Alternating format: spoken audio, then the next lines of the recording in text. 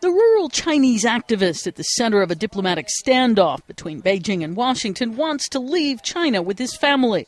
U.S. officials acknowledge that now. Chen Guangcheng had already told foreign media in interviews from the hospital where he's staying that he didn't have a full picture of the situation when he agreed to remain in the country.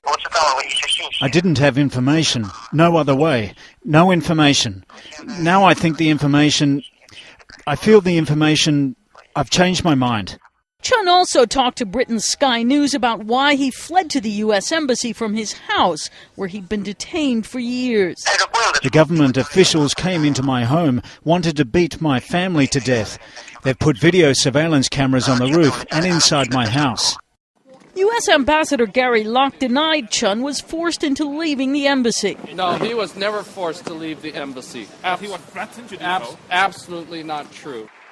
But that still leaves the American diplomatic predicament deepening, even as visiting Secretary of State Clinton spoke out for human rights. Because we believe that all governments do have to answer to citizens' aspirations for dignity and the rule of law, and that no nation can or should deny those rights.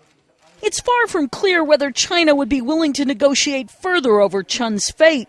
The government already has expressed anger the U.S. harbored an activist, and the Foreign Ministry Thursday said those getting involved in the affair were meddling in Chinese domestic matters. Karen Sloan, The Associated Press.